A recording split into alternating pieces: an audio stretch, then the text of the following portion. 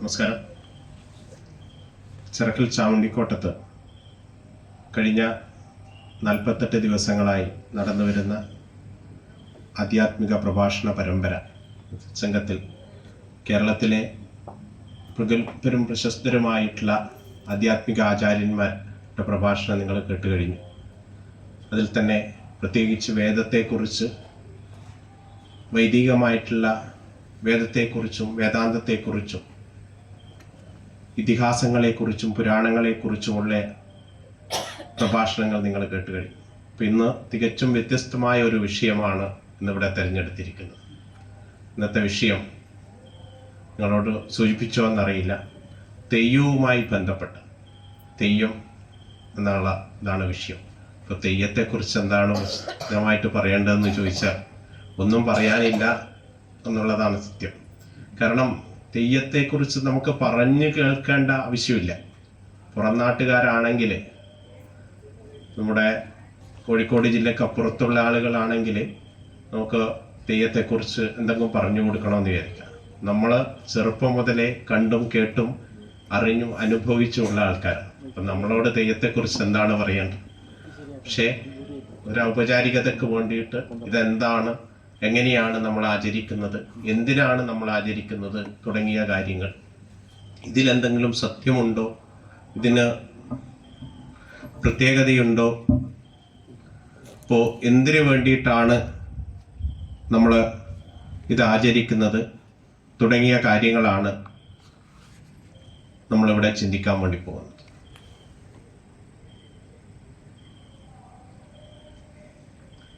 കഴിഞ്ഞ വർഷം ഞാനിവിടെ ഒരു ആധ്യാത്മിക പ്രഭാഷണം നടത്തുകയുണ്ട്. അതിലെ ശക്തി ആരാധന എന്ന വിഷയത്തെക്കുറിച്ചാണ് ഞാൻ സംസാരിച്ചത്. ഞാനിപ്പോൾ ഇവിടെ ഇരിക്കുന്ന സമയത്ത് തന്നെ ആദ്യം നോക്കിയത് അതിൽ പങ്കെടുത്ത എത്ര പേര് ഇവിടെ ഉണ്ട് എന്നാണ്. അപ്പോൾ തന്നെ സ്വാമി തന്നെ എന്നെ പെട്ടെന്ന് കടന്നു വന്നു. അദ്ദേഹത്തെ ഞാൻ അന്ന് തന്നെ മനസ്സിൽ കുറിച്ച് വെച്ച. അപ്പോൾ ഈ വിഷയം തെയ്യം ഉള്ള വിഷയത്താണ്. അപ്പോൾ ഇതിൻ്റെ ഉള്ളറകളെ കുറിച്ച് അറിയണമെങ്കിൽ സാധാ പറയുന്നത് പോലെ നമ്മുടെ ഗുരുപരമ്പരയുടെയും നമ്മുടെ ഗുരുകാരണവന്മാരുടെയും നമ്മുടെ കുടുംബ പരദേവതയുടെയും സ്വരൂപദേവതയുടെയും, സ്വരൂപം എന്ന് പറയുമ്പോൾ നാട്ടുരാജ്യം, ആ നാട്ടിൽ ദേവതയുടെയും നമ്മുടെ ഗ്രാമദേവതയുടെയും ഇഷ്ടദേവതയുടെയും ഒക്കെ അനുഗ്രഹം നമുക്കുണ്ടാവും. ഈ ഒരു അനുഗ്രഹം ഉണ്ടെങ്കിൽ മാത്രമേ നമുക്കിതിനെക്കുറിച്ച് കേൾക്കാനും അറിയാനും ഒക്കെ സാധിക്കൂ. അപ്പോൾ അവരുടെ ഒരു അനുഗ്രഹത്തിനായിട്ട് നമുക്ക് പ്രാർത്ഥിക്കാം. ഒരു പ്രാർത്ഥനയോട് കൂടിയിട്ട് നമുക്ക് ആരംഭിക്കാം.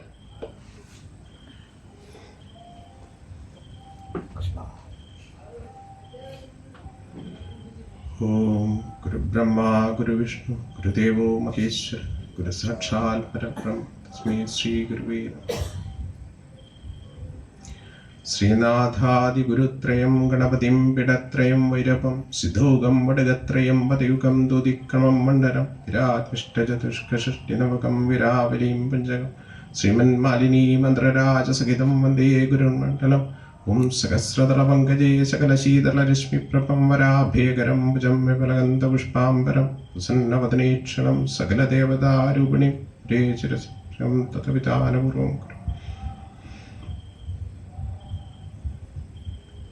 ഭൂമോ പട്ടസ്വരൂപേ മണിമയസദൃശ്യേ ദേവിലോകാഭിമന്യു ദിശേ കൈതേരിമിവും തടഭൂവി നികടേ വഴുമക്കാവിൽ ദേവി കാർത്തിയായനീകൽ ധർമ്മപതേകളം ചിന്ത ചെയ്യുന്നൊരു ഇഷ്ടാവിഷ്ടപ്രദായി സകലഗുണപരിത്യാഗമാം ഞങ്ങളെ കത്തിരേണമേ.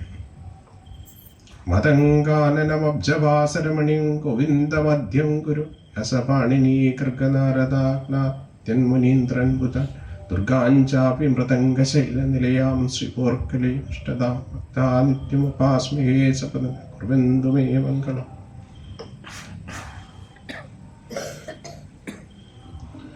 ശ്രീപോർക്കലി എൻ്റെ നാട്ടുരാജ്യത്തിൻ്റെ ദേവതയാണ്. ശ്രീപോർക്കലി നമ്മൾ ഒരു സ്വരൂപം എന്ന് പറയുമ്പോൾ ഒരു നാട്ടുരാജ്യത്തിനാണ് ഒരു സ്വരൂപം എന്ന് പറയുന്നത്. അപ്പൊ ഇതേത് സ്വരൂപത്തിലാണ്? കോലസ്വരൂപം അല്ലേ? കൊലത്ത് നാട് കൊലസ്വരൂപം എന്ന് പറയും. നമുക്കറിയാം, പരശുരാമനാൽ സൃഷ്ടിച്ചതാണ് കേരളം എന്നും പരശുരാമനാൽ പടക്കപ്പെട്ട കർമ്മഭൂമി കേരളം എന്ന് പറയും. അപ്പോൾ പരശുരാമനാണ് കേരളം സൃഷ്ടിച്ചത് എന്നാണ് നമ്മളെ വിശ്വാസം. അപ്പോൾ എന്തിനു വേണ്ടിയിട്ടാണ് പരശുരാമൻ കേരളം സൃഷ്ടിച്ചത് അല്ലേ? ഇതിനൊരു കാരണമുണ്ട്. എന്താണ്? കേരളോൽപ്പത്തി പറയുന്നത് കൃതാത്രേത ദ്വാപര കലി എന്നിങ്ങനെ 4 യുഗത്തിങ്കൽ ദുഷ്ടക്ഷത്രിയന്മാരുണ്ട്. അവരെ നിഗ്രഹിച്ചു കളയാനായിക്കൊണ്ട് ശ്രീ പരശുരാമൻ അവതരിച്ചു. എങ്കിലോ 21 വട്ടം മുടിയ ക്ഷത്രിയരെ നിഗ്രഹിച്ചതിൻ്റെ ശേഷം വീരഹത്യാഭാവം പൂക്കണമെന്ന് കരുതി കന്മലയിലിരുന്നു വരുണനെ പ്രാർത്ഥിച്ചു. വരാർ നദിയെ നീക്കം ചെയ്തു 160 കാതം ഭൂമി ഉണ്ടാക്കി എന്നാണ് കേരളോൽപ്പത്തി പറയുന്നു. കേട്ടിട്ടുണ്ടോ? തെയ്യത്തില് ആദ്യം തെയ്യം രാജാക്കന്മാരുടെയും പ്രഭുക്കന്മാരുടെയും ഒക്കെ മുൻപിൽ വന്നു കഴിഞ്ഞാൽ അങ്ങനെയാണ് വിശേഷിക്കുക. അങ്ങനെ വിശേഷിക്കണമെന്നാണ്. നമ്പൂതിരിമാരുടെ മുൻപിൽ വന്നു കഴിഞ്ഞാൽ അങ്ങനെ പറയണോ? നമ്പൂതിരിമാരെ കണ്ടു കഴിഞ്ഞാൽ അവരോട് ചോദിക്കുന്നത് തന്ത്രി ഉറൂട്ടം വാഴ്ചയാണ്. എന്താണ് തന്ത്രി ഉറൂട്ടം വാഴ്ച? നാടുവാഴ്ച, ഇടം വാഴ്ച, ഊരുവാഴ്ച, ഊരുവട്ടം വാഴ്ച. അപ്പോൾ തന്ത്രിയോട് നമ്പൂതിരിമാരോട് കണ്ടു കഴിഞ്ഞാൽ തന്ത്രി ഉരുവട്ടം വാഴ്ചയെ ഉരിയാട്ടു എന്ന് പറയും. തന്ത്രി ഊരുവട്ടം വാഴ്ച, ആ ഊരിൻ്റെ അധികാരത്തിൽ വരുന്ന ഉരുവട്ടം വാഴ്ചയെ ഉരിയാട്ടു. 6ഉം 4ഉം 10 16 ഗോത്രത്തിൽ 36,000 ഉരുവട്ടം വാഴ്ചമാരെ കൽപ്പിച്ചു. അതിൽ ചില തന്ത്രി ഉരുവട്ടം വാഴ്ചമാരായും കൽപ്പിച്ചു പോന്നു. അതെന്തിനായിക്കൊണ്ടെന്നല്ലേ എന്ന് ചോദിക്കും അവരോട്, നമ്പൂതിരിമാരോട്. ഇപ്പൊ തെയ്യം ചോദിക്കുന്ന വാക്കാണ് എന്തിനായിക്കൊണ്ടെന്നല്ലേ. ശ്രീ പരശുരാമനാൽ പടക്കപ്പെട്ട കർമ്മഭൂമി കുമാരി ഗോകർണപര്യന്തം കേരളം 160 കാതം നാടിനകത്ത് അനേകം കളരിപ്പരദേവതമാരെ ശിലാധാരു പ്രതിമാദികളാൽ ആവാഹിച്ചുദ്ധരിച്ചു പ്രതിഷ്ഠിച്ചിട്ട് ആയവർക്ക് ജലഗന്ധ പുഷ്പ ഹോമ ധൂപദീപാദികളെ കൊണ്ടും അമരവസ്ത്ര ദിവ്യാലങ്കാരങ്ങളെ കൊണ്ടും നാനാവർണ പുഷ്പമാല്യങ്ങളെ കൊണ്ടും വേദമന്ത്രോച്ചാരണങ്ങളെ കൊണ്ടും അംഗന്യാസ കരന്യാസാദികളെ കൊണ്ടും ത്രിമുദ്രപൊക്ക ഭാഷാദികളെ കൊണ്ടും തന്ത്രം കൊണ്ടും മന്ത്രം കൊണ്ടും ധ്യാനം കൊണ്ടും കർമ്മം കൊണ്ടും 5 പൂജ കൊണ്ടും 3 ശിവേലി കൊണ്ടും അർച്ചിച്ച് ചെയ്തതിനും വരുത്തി പോരുവാനാണല്ലോ ഉറൂട്ടം വാഴ്ച. അപ്പോൾ ഉറൂട്ടം വാഴ്ചയുടെ വലത്തണച്ചു ഒരു ബ്രഹ്മത്തിനും മുടിക്കിട്ട പുഷ്പത്തിനും പുത്രമോക്ഷത്തിനും തിരുവടിയാളത്തിനും തിരുവേളിക്കും യാതൊരു അംഗവും കൂടി ചമയാതെ ഞാൻ രക്ഷിക്കാമെന്ന് പറയാം. അതാണ് ഭഗവതി കോലത്തിൽ പറഞ്ഞു കൊടുക്കുക. മനസ്സിലായില്ലേ? അപ്പോൾ ഇതുകൊണ്ട് എന്താ മനസ്സിലാക്കുന്നത്? നമ്മുടെ നാട് പരശുരാമനാണ് സൃഷ്ടിച്ചത്. പരശുരാമൻ സൃഷ്ടിച്ചത് ഇന്നേ കാര്യത്തിനാണ്. ഇത് ഞാൻ ഓരോരുത്തർക്ക് കർമ്മം കൊടുക്കാൻ വേണ്ടിയിട്ടാണ് ഇതുണ്ടാക്കി. അപ്പോൾ തെയ്യത്തിൽ ഇത്തരം പറയുമ്പോൾ എന്താണ് പറഞ്ഞത്? ഓരോരുത്തരുടെ കർമ്മത്തെക്കുറിച്ച് അതാണ് പറയുന്നത്. മനസ്സിലായില്ലേ? അപ്പോൾ അതിൽ പറയും ജല ഗന്ധ പുഷ്പ ഹോമ ധൂപ ദീപാദി. കേട്ടിട്ടുണ്ട് ഇതിനെപ്പറ്റി? എന്താ അത്? കഴിഞ്ഞ പ്രഭാഷണങ്ങളിലൊക്കെ പഞ്ചോപചാരത്തെ പറ്റി പറഞ്ഞിട്ടുണ്ടാവില്ലേ? പ്രഭാഷണം ചെയ്ത് ആരെങ്കിലും പറഞ്ഞിട്ടുണ്ടാവില്ലേ? കേട്ടിട്ടില്ലേ പഞ്ചോപചാരം?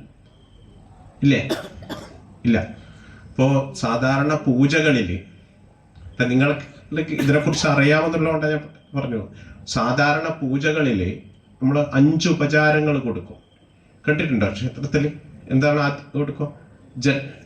പൂജ ചെയ്യുന്ന സമയത്ത് കിണ്ടിയിൽ ജലം കൊടുക്കും. എന്താ അത്? എന്താ ജലം? ജലം എന്ന് പറയുന്നത് ജലത്തിന്റെ പ്രതീകമായിട്ട് പഞ്ചഭൂതങ്ങൾ കൊണ്ടാണ് ഈ പ്രകൃതി ഉണ്ടാക്കിയിട്ടുള്ളത്. പഞ്ചഭൂതങ്ങൾ കൊണ്ടാണ് നമ്മുടെ ശരീരവും ഉണ്ടാക്കിയിട്ടുള്ളത്. മനസ്സിലായി? പ്രകൃതി പഞ്ചഭൂതങ്ങൾ എന്താ? ഭൂമി, ജലം, വായു, അഗ്നി, ആകാശം. ഇതാണ് പഞ്ചഭൂതങ്ങൾ എന്ന്. ഭൂമി, ജലം, അഗ്നി, വായു, ആകാശം. അതിനൊരു ഓർഡർ. അപ്പോൾ ഈ പഞ്ചഭൂതങ്ങളുടെ പ്രതീകമായിട്ടാണ് ഓരോ വസ്തുക്കളും ഒരു പൂജയിൽ കൊടുക്കുന്നത്. ജലത്തിന്റെ പ്രതീകമായിട്ട് ജലം കൊടുക്കും. ജലത്തിന്റെ പ്രതീകമായിട്ട് ജലം കൊടുക്കും. അതുപോലെ ഭൂമിയുടെ പ്രതീകമായിട്ടാണ് ഗന്ധം കൊടുക്കും. ആകാശത്തിന്റെ പ്രതീകമായിട്ട് പുഷ്പം കൊടുക്കും. ആകാശാത്മനെ പുഷ്പം കൽപ്പിയാമി. ആകാശത്തിന്റെ പ്രതീകമായിട്ട് പുഷ്പം. വായുവിന്റെ പ്രതീകമായിട്ടാണ് ധൂപം. ധൂപം കാണിക്കുന്ന സമയത്ത് മണിയടിക്കും. അതുപോലെ തന്നെ ദീപം അഗ്നിയുടെ പ്രതീകം. ഇതാണ് സാധാരണ പൂജയുടെ ബേസ് എന്ന് പറയും. എല്ലാ പൂജാതി കർമ്മങ്ങൾ അത് നമ്പൂരിമാർ ചെയ്യുന്ന പൂജയാലും ശരി, മറ്റു വിഭാഗങ്ങൾ എല്ലാവരും ക്ഷേത്രപൂജയിലും ശരി, മറ്റു താന്ത്രിക കർമ്മങ്ങളിലായും ഈ 5 ഉപചാരങ്ങൾ സാധാരണഗതിയിലുണ്ടാവും. അതാണ് പഞ്ചോപചാരം. ഇതിനെ തന്നെ കയ്യിലുള്ള മുദ്രകളിലൂടെ കാട്ടി. തന്ത്രം പഠിച്ചവർ എല്ലാം ഇതിലുള്ള കൊണ്ടാണ്. അപ്പോൾ മുദ്രകളിലൂടെ കാട്ടിക്കൊടുക്കും. അത് നമ്മളെ കയ്യിലുള്ള 5 വിരലുകളും ഈ 5 ഇതിൻ്റെ പ്രതീകമാണ്. ഓരോന്നിൻ്റെ പ്രതീകമാണ്. ജലത്തിൻ്റെ പ്രതീകമായിട്ടും, ഭൂമിയുടെ പ്രതീകമായിട്ടും, ആകാശത്തിൻ്റെ പ്രതീകമായിട്ടും, വായുവിൻ്റെ പ്രതീകമായിട്ടൊക്കെയാണ്. നമ്മൾ ഈ തെയ്യം എന്ന് പറയുന്ന വിഷയം നമുക്ക് വേദത്തിൽ നിന്നും തന്ത്രത്തിൽ നിന്നും മാറ്റിയെടുക്കാൻ പറ്റില്ല. ഇതൊക്കെ ഇടകന്ന് ചേർന്നിട്ടുള്ളതാണ് തെയ്യം എന്ന് പറയുന്നത്. അപ്പം നമ്മൾ ചിന്തിക്കുക, തെയ്യം കെട്ടാൻ വരുന്ന ഒരാൾ പണ്ടൊക്കെ പറയാന്ന് പറഞ്ഞാൽ അതവരുടെ ഒരു ഉപജീവന മാർഗമായിട്ടാണ്. ശരിക്കും അങ്ങനെയല്ല. നമ്മൾ ചിന്തിക്കുന്നത് പോലെ തെയ്യക്കാരൻ ഒരു ഉപജീവന മാർഗത്തിന് വേണ്ടിയിട്ട് പണ്ടുള്ളവർ അവർ ഇതുക്കുമ്പോൾ അങ്ങനെയൊന്നും അല്ല. അതിനൊക്കെ കുറേ കാരണങ്ങളുണ്ട്. നമ്മൾ അതിൻ്റെ ഉള്ളിലേക്ക് ഇറങ്ങി നോക്കിക്കഴിഞ്ഞാൽ അവർ മന്ത്രവും തന്ത്രവും യന്ത്രവും ഒക്കെ കൈകാര്യം ചെയ്യുന്നവരാണ്. ഇതൊക്കെ കൃത്യമായിട്ട് അറിയുന്നവരാണ്. പക്ഷെ പൊതുസമൂഹത്തിൻ്റെ മുമ്പിൽ, സാധാരണക്കാരുടെ മുമ്പിൽ അവരിതൊന്നും വെളിപ്പെടുത്തില്ല. പക്ഷെ ഇതൊക്കെ മനസ്സിലാക്കിയ ഒരാളുണ്ടായിരുന്നു, മഹാനായ കൊലത്തിരി രാജാവ്. ഇതൊക്കെ മനസ്സിലാക്കിക്കൊണ്ടാണ് എൻ്റെ നാട്ടുരാജ്യത്ത്, കൊലത്തിരി രാജാവിൻ്റെ നാട്ടിലെ തെയ്യമുണ്ട് അല്ലേ, ഇവിടെയാണ് തെയ്യം ഉണ്ടായത്. മറ്റ് നാട്ടുരാജ്യങ്ങളിലൊക്കെ ഇതിൽ നിന്നൊക്കെ വിഭജിച്ച സമയത്ത് മറ്റു സ്വരൂപങ്ങളിലേക്കും അതെത്തി എന്നുള്ളതാണ് സത്യം. അപ്പൊ എന്താണ് ഇതൊക്കെ, എങ്ങനെയാണ് ഇതൊക്കെ ഉണ്ടായിട്ടുള്ളത്, എന്തിനു വേണ്ടിയിട്ടാണ് ഉണ്ടായിട്ടുള്ളത്, അങ്ങനെയുള്ള കാര്യങ്ങളാണ് നമ്മൾ ഇവിടെ ചിന്തിക്കാൻ പോകുന്നത്. അപ്പോൾ ആദ്യം അറിയേണ്ടത് സ്വരൂപത്തെക്കുറിച്ച്. അപ്പം 4 സ്വരൂപങ്ങളാണ് കേരളത്തിൽ പ്രധാനമായിട്ടുള്ളത്. തെക്ക് നിന്ന് എടുത്തു കഴിഞ്ഞാൽ തെക്ക് വേണാട് സ്വരൂപം, തിരുവിതാംകൂർ രാജവംശത്തിൻ്റെ വേണാട് സ്വരൂപം. പിന്നീട് കൊച്ചിൻ രാജവംശത്തിൻ്റെ പെരുമ്പടവ് സ്വരൂപം, സാമൂതിരിയുടെ ഏറനാട് അല്ലെ നെടിയിരുപ്പ് സ്വരൂപം, പിന്നീട് നമ്മുടെ ഇവിടുത്തെ കോലസ്വരൂപം. തെക്ക് കോരപ്പുഴ മുതൽ ചന്ദ്രഗിരിപ്പുഴ വരെ വരുന്ന പ്രദേശമാണ് കോലസ്വരൂപം എന്നാണ് പ്രധാനപ്പെട്ടത്. ഈ കോലസ്വരൂപത്തിൽ നിന്ന് കോലസ്വരൂപം പിന്നീട് വിഭജിച്ച് അള്ളട സ്വരൂപവും ഇപ്പുറം നമ്മുടെ കൂത്തുപറമ്പിൻ്റെ ഒരു ഭാഗം വരുന്ന കോട്ടയം സ്വരൂപവുമായിട്ടുണ്ട്. തലശ്ശേരി താലൂക്കും വയനാട് ജില്ലയുടെ ഒരു ഭാഗവും വരുന്ന പ്രദേശമാണ് കോട്ടയം രാജവംശത്തിന്റെ പുറനാട്ടുകര സ്വരൂപം അഥവാ പ്രയാട്ടർ സ്വരൂപം, പാട്ടർസ്വരൂപം എന്നൊക്കെ കേട്ടിട്ടുണ്ടോ? പാട്ടർസ്വരൂപം കോട്ടയം രാജവംശത്തിന്റെ അധീനത ഭൂമിയാണ് പ്രയാട്ടർ സ്വരൂപം. ഞാൻ വന്ദന ശ്ലോകത്തിൽ ചൊല്ലിയത് ഭൂമോ പാട്ടർസ്വരൂപേൻ. പാട്ടർസ്വരൂപം എന്ന് പറഞ്ഞാൽ കോട്ടയം രാജവംശത്തിന്റെ, എൻ്റെ നാട് അവിടെയാണ്. അതുകൊണ്ടാണ് അതിനെ നിച്ചത്. കിഴക്ക് വയനാടും പടിഞ്ഞാറും മമ്മാക്കുന്നും, തെക്ക് തൃശ്ശൂർ കോട്ടയും, വടക്ക് മാണിയൂർ, കിഴക്കേ ഗോപുരവും അധികാര സീമകളായിട്ടുള്ള പാട്ടർസ്വരൂപം. പ്രയാട്ടർ സ്വരൂപത്തിന് കിഴക്ക് പെരുമാളോടും ഭഗവതിയോടും ഒക്കെ പറഞ്ഞിട്ടാണ് ഇതിനെ വന്ദിക്കുക. കിഴക്ക് പെരുമാളാണ് അതിൻ്റെ അതിദേവത, പെരുമാളും ശ്രീപോർക്കലി മഹാമായി. അപ്പൊ അങ്ങനെ ഓരോ സ്വരൂപത്തിനും ഓരോ നാട്ടുരാജ്യത്തിനും അതിൻ്റെതായിട്ടുള്ള ദേവതാ സങ്കല്പങ്ങളുണ്ട്. നമ്മളിപ്പോ തെയ്യം എന്ന വിഷയത്തെ ചിന്തിക്കുമ്പോൾ ഇത് കൊലസ്വരൂപവുമായിട്ട് ബന്ധപ്പെട്ടിട്ടില്ല. അപ്പോൾ കൊലത്തരജന്റെ കൊലസ്വരൂപത്തിൽ ആണ് തെയ്യം ഉണ്ടായത് എന്നാണ്. ഇതിനൊരു പ്രത്യേക കാരണം പറയുന്നത്, ഒരു പരീക്ഷണം എന്നുള്ള നിലയിൽ മണക്കാടൻ ഗുരുക്കളെ കൊലത്തിരി മഹാരാജാവ് വിളിച്ചു വരുത്തുകയും നാളെ നേരം പുലരുന്നതിന് മുമ്പ് എനിക്ക് 1 കുറവ് 40 എന്ന് പറയും. 1 കുറവ് 40 39 തെയ്യങ്ങൾ കെട്ടിക്കാണിക്കണം എന്ന് പറഞ്ഞു. കാരണം അതൊരു പരീക്ഷണമായി. ആ പരീക്ഷണത്തിൽ അങ്ങനെയാണ് അതിനെ തെയ്യത്തെക്കുറിച്ച് പറയുന്നത്. പരീക്ഷണത്തെക്കുറിച്ച് നാളെ നേരം പുലരും മുമ്പ് 1 കുറവ് 40 തെയ്യങ്ങൾ അങ്ങനെ 39 തെയ്യങ്ങൾ കെട്ടിക്കാണിച്ചു. അണിയലം പോലും ഒന്നുമില്ലാതെ തൻ്റെ മാന്ത്രിക വിദ്യ കൊണ്ട്, കഴിവ് കൊണ്ട് ഇതൊക്കെ കെട്ടിക്കാണിച്ചു. അപ്പം അങ്ങനെ അദ്ദേഹത്തെ പറഞ്ഞു, എനിക്ക് പണക്കാട എനിക്കൊന്ന് പറക്കണമെന്ന് പറഞ്ഞ സമയത്ത് നൂലിൽ കെട്ടി കൊടുത്തു രാജാവിന്. അങ്ങനെ ആണ് ഇദ്ദേഹത്തിന് ഗുരുക്കൾ എന്നുള്ള സ്ഥാനം കൊടുത്തു എന്നൊക്കെയാണ് തെയ്യക്കാരുടെ ഇടയിൽ പറഞ്ഞു വരുന്നത്. മണക്കാടൻ ഗുരുക്കളെയാണ് വണ്ണാൻ സമുദായത്തിൽപ്പെട്ടവർ തെയ്യക്കാർ ഗുരുസ്ഥാനീയനായിട്ട് കണക്കാക്കുന്നത്. തെയ്യത്തിൻ്റെ വിജ്ഞാതാവ് എന്നുള്ള രീതിയിലാണ് പറയപ്പെടുന്നത്. പക്ഷേ ആ ഒരു കാലഘട്ടം എടുത്താൽ നമ്മൾ ഏകദേശം ഒരു 400 വർഷങ്ങൾ അല്ലെ 500 വർഷത്തിന് ഇപ്പുറം മാത്രമേ ഉള്ളൂ. അപ്പൊ അതിനു മുമ്പ് ആരാധന ഉണ്ടായിട്ടില്ലേ, തെയ്യം ഉണ്ടായിട്ടില്ലേ എന്നൊരു ചോദ്യം നമ്മുടെ ഇടയിലുണ്ട്. അപ്പൊ എങ്ങനെയാണ് നമ്മൾ അതിനു മുൻപ് ആരാധിച്ചിരുന്നത്? ഇതാണ് നമ്മൾ മനസ്സിലാക്കേണ്ടത്. ഈ തെയ്യം എന്നുള്ള ഇന്ന് നമ്മൾ കാണുന്ന രീതിയിലുള്ള തെയ്യം ഉണ്ടായിട്ട് 500 കൊല്ലങ്ങൾക്കിപ്പുറം മാത്രമേ ഉള്ള ഒരു ഇപ്പൊ 500 കൊല്ലം മാത്രമേ നമ്മുടെ ആരാധനയ്ക്കുള്ളൂ എന്നുള്ളൊരു ചോദ്യം നമ്മുടെ ഇടയിലുണ്ട്. ഈ ആരാധന എങ്ങനെയാണ് നമ്മുടെ ഇടയിലേക്ക് വന്നിട്ടുള്ളത്?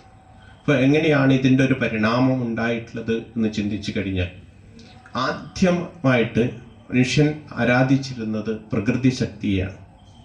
പ്രകൃതി ശക്തി എന്ന് പറയുമ്പോൾ സൂര്യനെയും ചന്ദ്രനെയും പ്രകൃതിയിലുണ്ടാകുന്ന പ്രതിഭാസങ്ങളെ, ഇടിയെ, മഴയെ, ഋതുഭേദങ്ങളെ, ഓരോ തിഥികളെ, നമ്മുടെ പക്കങ്ങളെ, അതുപോലെ തന്നെ വാവിനെ, കറുത്ത വാവ് വരുന്നു, വെളുത്ത വാവ് വരുന്നു, തിഥിത്യാദികൾ, ചന്ദ്രൻ അതിൻ്റെ മാറി മാറി വരും. കറുത്ത വാവ് കഴിഞ്ഞ് ഓരോ ദിവസവും പ്രഥമ മുതൽ വരെയുള്ള ഓരോ ദിവസങ്ങളും മാറി മാറി വരുന്നു. ചന്ദ്രൻ തെളിഞ്ഞു വരുന്നത്, പൂർണ്ണചന്ദ്രനായി മാറുന്നത്, ഇതൊക്കെയാണ് ആരാധനയിലേക്ക് കൊണ്ടുവന്നിട്ടുള്ളത്.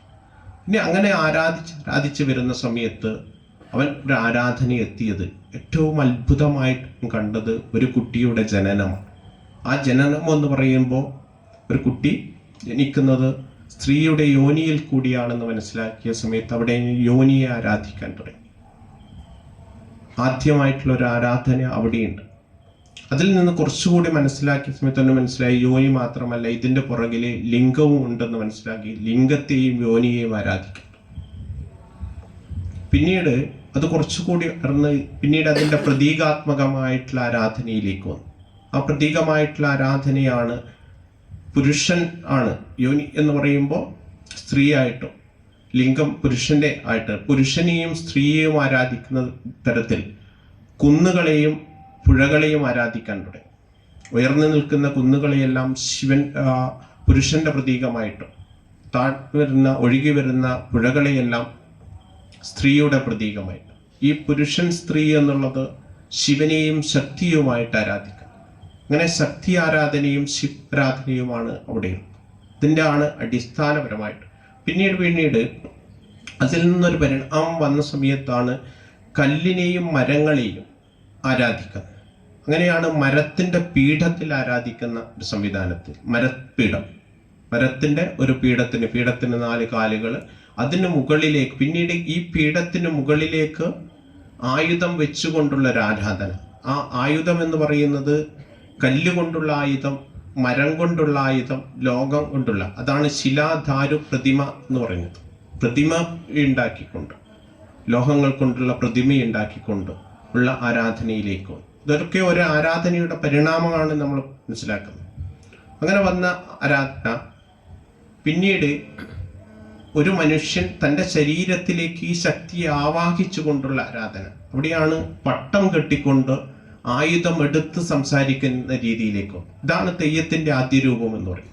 കണ്ടിട്ടുണ്ടോ അങ്ങനെയുള്ള ആരാധന? കണ്ടിട്ടില്ല? ഇല്ല, നിങ്ങളെല്ലാവരും കണ്ടിട്ടുണ്ട്. മുത്തപ്പന്റെ മടയനെ കണ്ടിട്ടുണ്ടോ? കയ്യിലും നെറ്റിക്ക് പട്ടം കെട്ടി ആയുധമെടുത്ത് നൃത്തം ചെയ്യുന്ന രീതി മുത്തപ്പന്റെ ആരാധന. മുച്ചിലോട്ട് ഭഗവതിയുടെ കോമരത്തെ കണ്ടിട്ടുണ്ടോ? അല്ലേ? അവര് നെറ്റിപ്പട്ടവും ഇതെടുത്ത് ചെരമാൻ പട്ടവും തിരുവായുധവും എടുത്ത് അരമണി കെട്ടി വിട്ടിട്ടുള്ള, അതാണ് ആദ്യരൂപം. തെയ്യത്തിന്റെ ആദ്യരൂപം അതാണ്. ഇപ്പോഴത്തെ അത് തന്നെയാണ്. ഭഗവതിയായിട്ടാണ് മാറുന്നത്. ഉച്ചിലോട്ട് ഭഗവതിയായിട്ട്, കണ്ണങ്ങാട്ട് ഭഗവതിയായിട്ട്, പുലിയൂർ കളിയായിട്ട് എല്ലാം മാറുന്നത്. അവരാണ് വീടാന്തരം കീഴറങ്ങുന്നത്. കുറുമ്പ കാവുകളിൽ കണ്ടിട്ടില്ലേ? പട്ടം കെട്ടിയിട്ട് തിരുവായുധമെടുത്ത് ചെറുമ്പയുടെ കോമര ഗ്രാമപ്രദേശങ്ങളിലൊക്കെ. അതാണ് ദൈവം ഓരോരുത്തരും ജനങ്ങളുടെ ഇടയിലേക്ക് ഇറങ്ങിയെത്തുന്ന ഒരു രൂപമാണ്. അതിൻ്റെ ഒരു പരിഷ്കരിച്ച രൂപമാണ് പിന്നീട് തെയ്യം എന്നുള്ള രൂപത്തിൽ. വർണ്ണാന്മാർ എന്ന് പറയുന്ന വണ്ണാൻ സമുദായക്കാരെ കൂടുതൽ വർണ്ണഭംഗിയോട് കൂടിയിട്ട് അവരുടെ കുലത്തൊഴിലായ തുന്നൽ ആണ്. വസ്ത്രാലങ്കാരമാണ്. വസ്ത്രം കൊണ്ട് അലങ്കാരങ്ങൾ ഉണ്ടാക്കി അതിനെ വർണ്ണഭംഗിയോട് കൂടിയിട്ട് അവതരിപ്പിക്കാൻ തുടങ്ങി. അവിടെയാണ് ഈ ഒരു മാറ്റം വരുന്നത്. പക്ഷെ അതുവരെ ഉണ്ടായിരുന്ന ആരാധന, ഈ ആയുധം എടുത്തുകൊണ്ട് സംസാരിക്കുന്ന വ്യക്തി, കോമരം, ഈ തെയ്യം കെട്ടിയ കനലാടിയിലേക്ക് ആയുധം കൈമാറുന്ന സമയത്താണ് കനലാടി പൂർണ്ണമായിട്ടും തെയ്യക്കാരനായിട്ട് മാറുന്നത്. കണ്ടിട്ടുണ്ടോ കോമരം തിരുവായുധം കൊടുക്കുന്നത്? കോമരം കനലാടിയിലേക്ക്, തെയ്യം കെട്ടിയ ആളെയാണ് കെട്ടുന്ന ആ വ്യക്തി, അവരെയാണ് കല്ലാടി എന്ന് പറയും സാധാരണ, അത് കനലാടി എന്ന്, അവരിലേക്ക് ഇത് കൊടുക്കുന്നു. അവിടെയാണ് പൂർണ്ണമായ ചൈതന്യം ഇവരിലേക്ക് കൈമാറുന്നത്. അത് ആ തിരുവായുധം കയ്യിൽ വന്നാൽ മാത്രമേ അത് പൂർണ്ണതയിൽ അതിൻ്റെ ചൈതന്യം എത്തുള്ളൂ. ആ ആയുധം തിരിച്ച് കൊടുക്കുന്ന സമയത്ത് അപ്പോൾ ചോദിക്കുന്ന കോമരം പക്കൽ ആയുധം ദാനം ചെയ്ത് ഞാൻ മായയിൽ മറിയട്ടോ എന്ന് ചോദിക്കാം. കേട്ടിട്ടില്ലേ? തെയ്യസ്ഥലത്ത് നിങ്ങളൊക്കെ തെയ്യത്തിന് പോയവരാണ്, തെയ്യം കണ്ടവരാണ്, ഇതൊക്കെ കേൾക്കുന്നവരാണ് എന്നുള്ള വിശ്വാസത്തിലാണ് ഞാൻ പറയുന്നത്. മനസ്സിലായില്ലേ? തെയ്യം നിറഞ്ഞാടിക്കഴിഞ്ഞാൽ എന്താ പറയാ, മുറ്റം കുളിർക്കെ ഒരു പഞ്ചവർണ്ണത്തത്തെയായി പാറി നടന്നു അല്ലേ? കല്ലാടി പക്കൽ അഖില തേജസ്സും കാട്ടി ഞാൻ എന്നെ ഇനി മായയിൽ മറിയട്ടെ എന്ന് ചോദിക്കും. കോമരം പക്കൽ ആയുധം ദാനം ചെയ്ത് ഞാൻ മായയിൽ മറിയട്ടെ എന്ന്. അപ്പോൾ ആ സമയം വരെ ഈ കല്ലാടിയിൽ തൻ്റെ അഖില തേജസ്, ആ ദേവതയുടെ അഖില തേജസ്സും കാട്ടി, അതാണ് ഇതായിട്ട് മാറുന്നത്. അപ്പോൾ ആ ഒരു പരകായ പ്രവേശം ചെയ്ത് ആ ദേവത ഇദ്ദേഹമായിട്ട് ഈ ശരീരത്തിലൂടെ ആ ദേവതയുടെ പൂർണ്ണമായ ചൈതന്യം കാട്ടി ഒരു ഗുരു ഉപദേശം പോലെ ഉപദേശങ്ങൾ നൽകി ആണ് പിന്നീട് മായയിലേക്ക്, ആ അല്പസമയത്തിന് ശേഷം മായയിലേക്ക് മറയുന്നുള്ള തിരിച്ച് ഈ ആയുധം ഈ കോമരത്തിലേക്ക്, നോറ്റിരിക്കുന്ന കോമരത്തിലേക്ക് തിരിച്ചു കൊടുക്കുന്നതോടുകൂടി തെയ്യം അവസാനിക്കും. അതാണ് തെയ്യത്തിൻ്റെ ഒരു പ്രോസസ്സ് എന്ന് പറയുന്നത്. മനസ്സിലായില്ലേ? അപ്പോൾ എല്ലാ സംവിധാനങ്ങളും ഉള്ളത് ഇത് ചിട്ടപ്പെടുത്തിയിരിക്കുന്നത് നമ്മുടെ ആരാധനാ സമ്പ്രദായത്തിൽ നമുക്കെന്ത് വേണം, ഒരു ഉപാധിയായിട്ട് പീഠത്തിൽ നിന്ന് ആയുധത്തിലേക്കും ആയുധത്തിൽ നിന്ന് ഈ വ്യക്തിയിലേക്കും വ്യക്തിയിൽ നിറഞ്ഞാടി അത് പൂർണ്ണമായതിനു ശേഷം തിരിച്ചേൽപ്പിക്കുന്നു. അതാണ് ആ സംവിധാനം. അപ്പം ഇത് പ്രകൃതിയുടെ ആരാധന തന്നെയാണ്. പ്രകൃതിയിലിരിക്കുന്ന പഞ്ചഭൂതങ്ങളായിട്ടുള്ള ശക്തിയെ നമ്മളിൽ സാധാരണക്കാരായ നമ്മളെപ്പോലുള്ള ആളുകൾക്ക് മനസ്സിലാക്കാൻ വേണ്ടിയിട്ട്, നമുക്ക് ദൈവവുമായിട്ട് സംവാദിക്കാൻ വേണ്ടിയിട്ട്, നമുക്ക് ദൈവത്തെ തൊട്ടറിയാൻ വേണ്ടിയിട്ട് അല്ലെ, തൊട്ടകരം വിട്ടുകളയാനിടവരുത്താതെ ഏതൊക്കെ വണ്ണം കാത്ത് രക്ഷിക്കാം. ദൈവത്തിന്റെ കരമൊന്ന് തൊട്ടാൽ അല്ലെ, അതിനാണല്ലോ നമ്മൾ തിരക്കുക. തെയ്യത്തിന് പോയി തിരക്കിട്ട് പിടിച്ച് ലൈനിൽ നിന്ന് ഒന്നൊന്ന് കൈയൊന്ന് തൊട്ടാൽ മതി, ഒരു മഞ്ഞക്കുറി ഒന്ന് വാങ്ങിയാൽ മതി. മഞ്ഞൾ പീടിയെന്ന് വാങ്ങാൻ കിട്ടും, കാര്യമില്ലല്ലോ അല്ലേ? ദൈവം തരുന്ന സമയത്ത് അതെന്താണ്, ദൈവം കയ്യിലേക്ക് തരുന്ന സമയത്ത് അങ്ങനെ വാങ്ങിയാൽ മതിയല്ലോ. ദൈവം തരുന്ന സമയത്ത് എന്താണ് പറയുന്നത്, വേറൊരു സാധനം നുള്ളിത്തന്ന് നിങ്ങളുടെ വട്ടിയും വേറൊന്നിറക്കാനിയം കരുതിയിട്ടില്ല. ശ്രീ മഹാദേവൻ നല്ലച്ഛൻ വാരിക്കോരി തന്നിരിക്കുക. ആരാ കൊടുത്തത്? ശിവൻ കൊടുത്തതാണ് പറയുന്നത്. ശ്രീ മഹാദേവൻ നല്ലച്ഛൻ വാരിക്കോരി തന്നിരിക്കുന്ന കാറ്റത്ത് പിടിച്ചാൽ പാറിപ്പോകുന്ന രേണുക്കളെ കൊണ്ട് എന്ന് പറഞ്ഞിട്ട്, കാറ്റത്ത് പിടിച്ചാൽ പാറിപ്പോകുന്ന ഇന്ന് തൊട്ട് 96 മഹാവ്യാധിക്ക് സിദ്ധൌഷധമാണ് കൽപ്പിക്കുന്നത് എന്ന് പറഞ്ഞിട്ട് അത് തരും. അപ്പൊ നമ്മളിത് ഉൾക്കൊള്ളണം. സിദ്ധൌഷധമാണ് അത്, മൂർധാവിൽ ചൂടിയാൽ ഉള്ളങ്കാര് വരയ്ക്കുന്നു, അങ്ങനെയുള്ള സാധനമാണ് തരുന്നത്. അപ്പൊ ഈ ഒരു ബോധത്തോടു കൂടി വേണം നമ്മൾ തെയ്യത്തെ കാണാൻ വേണ്ടി. കണ്ടിട്ടില്ലേ? ശ്രദ്ധിച്ചിട്ടില്ല? ഇപ്പൊ തെയ്യത്തെ തെയ്യക്കാലമാണ് തുടങ്ങാൻ വേണ്ടി പോകുന്നത്. ചമ്മണ്ടിക്കോട്ടത്ത് തെയ്യം കണ്ടിട്ടുണ്ടോ?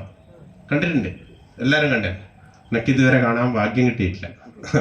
അദ്ദേഹം എപ്പോഴും മെസ്സേജൊക്കെ അയച്ചിട്ടുണ്ട്. പക്ഷേ ജീവിത സാഹചര്യം കൊണ്ട് ഞാനിവിടെ ഉണ്ടായിരുന്നില്ല, ബാംഗ്ലൂരായിരുന്നു ജോലി. ആ സമയത്തൊന്നും വരാൻ വേണ്ടി പറ്റിയിട്ടില്ല. അപ്പം ഭാഗ്യം ഉണ്ടാകട്ടെ. ഇതൊക്കെ നമ്മൾ പറയാന്ന് വെച്ചാൽ അമ്മ വിളിക്കാതെ നമുക്ക് വന്നു ചേരാൻ പറ്റില്ല, മനസ്സിലായി? ദൈവസാന്നിധ്യമുള്ള സ്ഥലങ്ങളിൽ നമുക്ക് എത്തിച്ചേരണമെങ്കിൽ എന്ത് വേണം? അങ്ങനെയുള്ള സ്ഥലങ്ങളിൽ മാത്രമേ പറ്റുള്ളൂ. കഴിഞ്ഞ വർഷം എൻ്റെ ഒരു സുഹൃത്ത് ഇവിടെ എത്തി. പക്ഷേ അവിചാരിതമായിട്ട് കഴിഞ്ഞ ഞായറാഴ്ച ഇവിടെ വരാനുള്ളൊരു കാരണമുണ്ട്. ഞാൻ ഇന്നിവിടെ വരണമെന്നോ ഇതിലെ പ്രതീക്ഷിച്ചതല്ല. അപ്പോൾ കഴിഞ്ഞ ഞായറാഴ്ച ഇവിടെ വളപട്ടണം മുച്ചിലോട്ട് കാവിലൊരു ചടങ്ങ് നടക്കുകയുണ്ടായി. അറിഞ്ഞിട്ടുണ്ടോ നിങ്ങൾ? അറിഞ്ഞു? എന്താ? തെക്കൻകുറ്റി പാട്ടാളിയെ ആചാരപ്പെടുത്തിയ ഒരു ചടങ്ങുണ്ട്. മുച്ചിലോട്ട് ഭഗവതിയുടെ പട്ടാളി കുടുംബത്തിൽപ്പെട്ട ഒരാളെ, പട്ടരണ്ടി തറവാട്ടിൽപ്പെട്ട ആളെ കൊലത്തിരി രാജാവ് പാട്ടാളിയായിട്ട്, തെക്കൻകുറ്റി പാട്ടാളിയായിട്ട്. അപ്പോൾ തെക്കൻകുറ്റി എന്ന് പറയുമ്പോൾ എന്താണെന്ന് വെച്ചാൽ നമ്മൾ ഇത് വലിയ സബ്ജക്റ്റാണ്. ഇത് ചെറിയ സമയം കൊണ്ട് പറഞ്ഞു തീർക്കാൻ പറ്റില്ല. അതുകൊണ്ടാണ് ഞാനിത് പറയുന്ന സമയത്ത്, തുടങ്ങുന്ന സമയത്ത് പറഞ്ഞത് എങ്ങനെയാണ് നമുക്ക് പറഞ്ഞു തീർക്കാൻ പറ്റുന്നത്. ഇപ്പോൾ കോലസ്വരൂപത്തെ 4 സ്വരൂപങ്ങളായിട്ട് തിരിച്ച സമയത്ത് പ്രധാനമായിട്ട് 4ആയിട്ട് ഭാഗിക്കും. ഒന്ന് വടക്കുംകുറ്റി സ്വരൂപവും തെക്കുംകുറ്റി സ്വരൂപവും നെരിയോട്ട് സ്വരൂപവും ചുഴലി സ്വരൂപമായിട്ട്. വളപട്ടണം പുഴക്ക് അപ്പുറം വരുമ്പോൾ വടക്കുംകുറ്റി സ്വരൂപവും ഇപ്പുറം വരുന്നത് തെക്കുംകുറ്റി സ്വരൂപവും. ഈ തെക്കുംകുറ്റി സ്വരൂപത്തിൽ വാണിയ സമുദായത്തിന്റെ ഇടയിൽ വരുന്ന ആൾക്കാണ് പ്രധാനമായിട്ടാണ് ഈ പാട്ടാളി സ്ഥാനം കൊടുത്തത്. അത് പട്ടറകണ്ടി തറവാട്ടിലെ മൂത്ത കാരണവരെയാണ് തെക്കുംകുറ്റി പാട്ടാളി എന്ന് പറയുന്ന സ്ഥാനം കൊടുത്തത്. അത് കൊടുക്കാനുണ്ടായിരുന്ന കാരണം ഒരു യുദ്ധ സമയത്ത് അല്ലെങ്കിൽ ഒരു പ്രത്യേക സാഹചര്യത്തിൽ ഇദ്ദേഹം കൊലത്തിരി രാജാവിനെ സഹായിക്കുകയും രക്ഷപ്പെടുത്തുകയും ചെയ്തു, ഈ തറവാട്ടിൽപ്പെട്ട ആൾ. അപ്പൊ അതിന്റെ പ്രതീകമായിട്ട് ധീരനായ പട്ടർകണ്ടി വാണിയൻ എന്നാ പറയുക, വാണിയ സമുദായത്തിലെ വാണിയന് തെക്കുംകുറ്റി പാട്ടാളി എന്നുള്ള സ്ഥാനം കൊടുത്തു. അതുകൊണ്ട് തന്നെ ഈ തെക്കുംകുറ്റി പാട്ടാളി വടക്ക് മുതൽ തെക്ക് വരെയുള്ള 108 മുച്ചിലോട്ട് കാവിൽ എവിടെ പോയാലും തെക്കുംകുറ്റി പാട്ടാളി മാത്രമല്ല, പാട്ടാളിയുടെ ബയ്യന്തരവരും എന്ന് പറയും. വിശേഷിച്ച് തെക്കുംകുറ്റി പാട്ടാളിയും പട്ടാളിയുടെ ബയ്യന്തരവരും പോയി കഴിഞ്ഞാൽ അവർക്ക് പ്രഥമ സ്ഥാനം കൊടുക്കണമെന്ന് മുച്ചിലോട്ട് കാവുകളിൽ. അവർക്ക് സാധാരണ ഭക്ഷണം കൊടുക്കുന്ന സ്ഥലത്തും ഈ സ്ഥലങ്ങളിലായാണ്. ഇതിനൊരു ദേവിയുടെ മൊഴി തന്നെയുണ്ട്. കൊലാവിലാറുവരും ചുഴലി ഭഗവതിയുടെ മറയിൽ മറയൂട്ട് നടത്തുന്നവരും വിശേഷിച്ച് തെക്കുംകുറ്റി പാട്ടാളിയും പട്ടാളിയുടെ ബയ്യന്തരവരും എന്ന് പറഞ്ഞിട്ടാണ്. വലിയൊരു മൊഴിയാണ്. ഉച്ചിലോട്ട് ഭഗവതിയെ പറ്റി പറയാന്നാണ്. പട്ടോലക്കാരിയാണ് വരെ ദേവത ഉച്ചിലോട്ട് ഭഗവതി എന്ന്. ദേവിക്ക് കൃത്യമായിട്ടുള്ള പട്ടോലകളും ചരിത്രങ്ങളും ഉണ്ട്. ആ പട്ടോലകളിലൂടെ മാത്രം പോകുമ്പോൾ ഇത് ഓരോന്നും പട്ടോല എന്ന് പറയുമ്പോൾ നമ്മൾ വെറുതെ വായിച്ചു പോകുന്നല്ല, നമ്മുടെ ഇന്നത്തെ രേഖ ഉണ്ടാക്കുമല്ലോ. നമ്മളൊരു സ്ഥലം വാങ്ങുന്ന സമയത്ത് രേഖ ഉണ്ടാക്കുന്ന പോലെ രജിസ്റ്റേർഡ് രേഖയാണത്. ദേവി രാജാവുമായിട്ട് ഉണ്ടാക്കിയിട്ടുള്ള കരാറാണത്. ആ കരാറാണ് ഇന്നിങ്ങനെയൊക്കെയാണ്, ഇന്ന സ്വരൂപത്തിലാണ്, നാട്യരാജ്യത്തിലാണ് നമ്മൾ ഉള്ളത്. ഈ നാട്ടുരാജ്യത്ത് വരുന്ന സമയത്ത് ഇന്ന ദേവന്മാർക്കൊക്കെ സ്ഥാനം കൊടുത്തിട്ടുണ്ട്. ആ സ്ഥാനം എങ്ങനെയാണ് കൊടുത്തിട്ടുള്ളതെന്നൊക്കെ കാര്യങ്ങളാണ് ഈ പട്ടോലിയിലൂടെ പറയുന്നത്. അപ്പോൾ നമ്മൾ കോലസ്വരൂപത്തെ ഈ 4 സ്വരൂപങ്ങളായിട്ട് തിരിച്ച സമയത്ത് ഓരോന്നിനും ഓരോ സ്വരൂപ ദേവതമാരാണ്. അപ്പോൾ മുഴുവനായിട്ടും എടുക്കുമ്പോൾ മടായിക്കാവിലച്ചിയ അല്ലേ, കോലസ്വരൂപത്തിന്റെ ദേവത എന്ന് പറയുന്നത് മടാച്ചിയാണെങ്കിൽ ഇപ്പോൾ മടായിക്കാവിലച്ചി. തെക്കുംകുറ്റി സ്വരൂപത്തിൽ കളരിയാൽ ഭഗവതിക്ക് പ്രത്യേക സ്ഥാനവും അല്ലേ. അതുപോലെ തന്നെ നെരിയോട്ട് സ്വരൂപത്തിൽ സോമേശ്വരിക്കും, ചുഴലി സ്വരൂപത്തിൽ ചുഴലി ഭഗവതിക്കും. നമ്മുടെ പുറനാട്ടുകര സ്വരൂപത്തിൽ പോയി കഴിഞ്ഞാൽ ശ്രീവോർക്കലി മഹാമായ ദേവി എന്നുള്ള നിലയിൽ കൊട്ടിയൂർ പെരുമാളും ശ്രീവോർക്കലിയാണ്. അപ്പോൾ എല്ലാ സ്ഥലത്തും ശിവനും ശക്തിയും ഉണ്ടാവും. തളിപ്പറമ്പ് തമ്പരാനും വടായിക്കാവിലച്ചി, അങ്ങനെ ഓരോ സ്ഥലത്തെത്തുന്ന സമയത്തും ഈ ഓരോ ദേവതമാർക്കും ശിവനും ഇതുണ്ട്. അത് ചുരുങ്ങി ഓരോ നാട്ടുരാജ്യമായിട്ട് മാറുന്ന സമയത്ത് ആ ഗ്രാമപ്രദേശത്തിലെത്തുന്ന സമയത്ത് നമുക്ക് നോക്കിയാൽ അവിടെ ഒരു ശിവക്ഷേത്രവും, പ്രധാനപ്പെട്ട ഒരു ശിവക്ഷേത്രവും ദേവീക്ഷേത്രവും. ഓരോ ഗ്രാമപ്രദേശം, ആ ഗ്രാമപ്രദേശത്തുള്ള ശിവക്ഷേത്രമായിരിക്കും അതിൻ്റെ പ്രധാനം. ശിവനും ദേവിയും ഉണ്ടാവും. നമ്മൾ ഓരോ സ്ഥലമെടുത്ത് നമ്മളിപ്പോൾ നാട്ടിൽ പഞ്ചായത്ത് ഇലക്ഷൻ നടന്നു അല്ലേ. ഇലക്ഷൻ എന്താണ്? ഞാൻ ഇലക്ഷൻ്റെ കാര്യമല്ല പറയുന്നത്, അതൊരു ത്രിതല പഞ്ചായത്ത് തലമാണ്. എന്താണ്? ഗ്രാമപഞ്ചായത്ത്, ബ്ലോക്ക് പഞ്ചായത്ത്, ജില്ലാ പഞ്ചായത്ത്. ഇത് ഇപ്പോഴത്തെ ഉള്ള ത്രിതല പഞ്ചായത്ത് വ്യവസ്ഥ. ഇതിനു മുമ്പ് കേരളത്തിൽ ഇങ്ങനെ ഒരു വ്യവസ്ഥ ഉണ്ടായി. കേരളം അടുക്ക് നാട് എന്നാ പറയുക. കേരളത്തിനെ 2 ഭാഗങ്ങളായിട്ട് തിരിച്ചിട്ടുണ്ട്. ഈ 160 ഗാഥം ഭൂമിയെ 2 ഭാഗങ്ങളായി, വടതല തെന്തല എന്ന് പറയുന്ന 2 പാതി ആയിട്ട് തിരിക്കുന്നത്. അതാണ് നമ്മൾ പറയുന്നില്ല, അത് തെക്കറ എന്ന് പറയും. തെക്കറയുടെ ആചരണം മാറ്റാണ് തെക്കോട്ടുള്ളവർ. അവർക്ക് വേറെ നിയമങ്ങളും ആചരണങ്ങളും ഒക്കെ ഉണ്ടായിരുന്നു. അപ്പോൾ ഒരു പകുതിയെ 9 നാടായിട്ട് തിരിച്ചു. പാതി ഒന്നിൽ 9 നാടുകൾ, നാടൊന്നിൽ 4 ചേരികൾ, ചേരി ഒന്നിൽ 4 തറകൾ. തറ കേട്ടിട്ടില്ലേ? ചെറുകുന്ന തറ, പിലാത്തറ, 2 തറകൾ. ആ തറകൾക്ക് പ്രധാനം. അപ്പൊ ചേരിയൊന്നിൽ 4 തറകൾ, തറയൊന്നിൽ 4 കോട്ടകൾ, കോട്ടയൊന്നിൽ 100 തറവാടുകൾ. മനസ്സിലായില്ലേ? ഇത്തരം ആണ് വ്യവസ്ഥിതികളുള്ളത്. ഈ തറയും കോട്ടയും ഒക്കെ വ്യവസ്ഥിതി ഓരോ തരത്തിലാണ്. ഒരു റയിൽ 100 തറവാടുകൾ വരും. ഇങ്ങനെ ഇത്രയും ആയിട്ടുള്ള വ്യവസ്ഥകൾ, ആ ഓരോ തരത്തിലുള്ളതിനും ഓരോ ദേവൻ സ്വരൂപത്തിനും ഓരോ നാട്ടുരാജ്യത്തിനും ഓരോ പ്രത്യേക ദേവതകളുണ്ട്. ഓരോ തറവാട്ടിനും അവരുടേതായിട്ടുള്ള കുടുംബ പരദേവതമാരുണ്ട്. ഓരോ കുലത്തിനും കുലദേവതമാരായിട്ടുണ്ട്. ഇതൊക്കെ എങ്ങനെ ഉണ്ടാകും? ഇതിനെയൊക്കെ ആരാധിച്ചിരുന്നത് ഞാൻ നേരത്തെ പറഞ്ഞതുപോലെ മരത്തിൽ ആരാധിച്ചു, കല്ലിൽ ആരാധിച്ചു, കുന്നിൽ ആരാധിച്ചു, പുഴകളിൽ ആരാധിച്ചു. പിന്നീട് ഒരു കല്ല് എടുത്തു വെച്ച് ആരാധിച്ചു. കല്ലിൻ്റെ ആ മരത്തിൻ്റെ അടുത്ത് ഒരു വിളക്ക് കൊണ്ടുവച്ചു, അങ്ങനെ ആരാധിച്ചു. പിന്നീട് ആ കുടുംബത്തിൽ തന്നെ തൻ്റെ തെയ്യത്തിന് താൻ കോമരെന്നാണ്. ഇന്നത്തെ പോലെ പുറത്തുനിന്ന് ആളെ വിളിച്ച് പ്രൊഫഷണൽ കോമരത്തന്മാരെ വിളിക്കില്ല. ആ കുടുംബത്തിലുള്ള ഒരാളാണ് കോമരായിട്ടുണ്ടാവും. ഒരാൾ 100 ആളുള്ള ഒരു കുടുംബത്തിൽ അതിൻ്റെ പ്രതിനിധിയായിട്ട് അയാളുടെ ശരീരത്തിലേ അത് ദേവി വരുള്ളൂ, അല്ലെ ദേവൻ ആയിട്ട് വരുള്ളൂ. അവരാണ് ഇതൊക്കെ കെട്ടി ആരാധന ചെയ്തിരുന്നത്. അങ്ങനെ ഒരു ആരാധനാ സമ്പ്രദായമാണ് നമുക്കുണ്ടായിരുന്നത്. ഗോത്രജനയിൽ തന്നെ ഉണ്ടായിട്ടുള്ള നമ്മൾ ഇന്ന് കാണുന്ന രീതിയിലുള്ള ക്ഷേത്രാരാധനയായിരുന്നു അത് പിന്നീട് ഉണ്ടായത്.